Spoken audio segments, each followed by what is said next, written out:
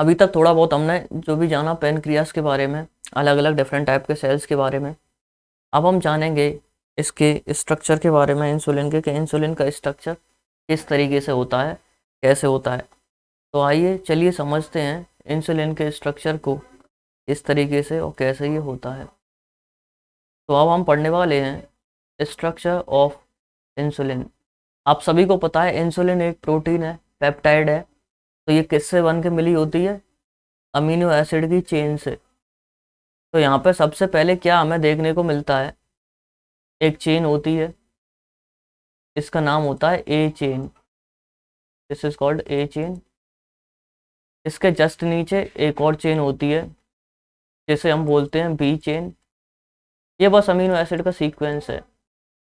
और यहाँ पे हमें क्या मिलता है, इन दोनों चेन्स को जोड़ के रखती है थर्ड टाइप की चेन, जिसे हम बोलते हैं सी चेन या फिर सी पेप्टाइड। ठीक।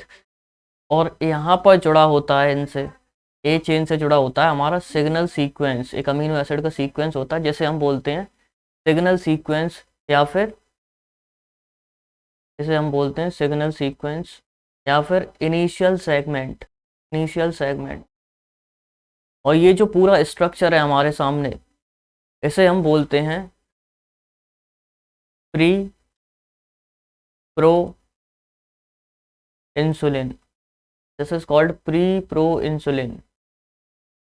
अब हम चलते हैं आगे नेक्स्ट स्टेप में।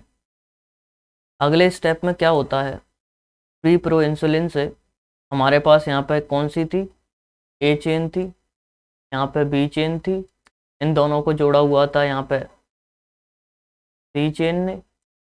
तो अगले स्टेप में क्या होता है, ये जो हमारा था इनिशियल सेगमेंट है, ये लॉस्ट हो जाता है, removed signal sequence. Signal sequence. और यहाँ पे क्या होता है, जो हमारे ए और बी चेन्स हैं, इनके बीच में बन जाता है डाई सल्फाइड बॉन्ड। इनके बीच में यहाँ पे बॉन्ड बन जाता है। ये क्या है, disulphide bond. This is disulphide bond. तो ये था स्ट्रक्चर अभी जो हमारे सामने बना हुआ है आंखों के, इसे हम बोलते हैं प्रो इंसुलिन। Pro insulin. अब अगले स्टेप में क्या होता है, हमने अभी तक देख लिया कि सिग्नल सीक्वेंस हट चुका है और डाई सल्फाइड बॉन्ड का फॉर्मेशन हो चुका है ए और बी चेन के बीच में। ये जो डाई सल्फाइड बॉन्ड है, ये क्या करता है, ए और बी चेन को एक जगह होल्ड करके रखता है उसे वहां पर, जिससे कि ये सीक्वेंस आसपास रहे, एक दूसरे के पास में रहे। अब आगे अगले स्टेप में देखिए क्या होता है। अब हमारा बन चुका है प्री प्रो इंसुलिन। अगले स्टेप में देखिए, यहाँ पर हमारी ए चेन थी, ये हमारी बी चेन थी, सिग्नल सीक्वेंस रिमूव हो ही चुका है, इन दोनों के बीच में हमारा बन चुका था डाई सल्फाइड बॉन्ड। ये येलो कलर से मैं बना देता हूँ disulphide bond. This is disulphide bond. और ये अगली जो चीज़ है वो क्या थी, ये थी हमारी सी पेप्टाइड। अगले स्टेप में क्या होता है, सी पेप्टाइड रिमूव हो जाती है, रिमूव्ड सी पेप्टाइड या फिर सी चेन। और हमारे पास जो अब बचा हुआ स्ट्रक्चर है उसमें देखिए कौन कौन सी चीज़ें हैं, ए चेन है, बी चेन है, और बीच में दो डाइसल्फाइड बॉन्ड्स हैं। और ये जो स्ट्रक्चर निकल के आया है, यही है हमारी बायोलॉजिकली एक्टिव इंसुलिन जो होती है। यही है हमारी इंसुलिन जो स्ट्रक्चर बचा हुआ है।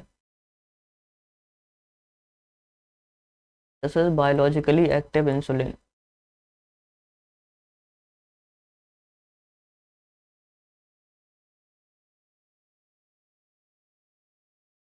ये चीज़ है यहाँ पे थोड़ी सी।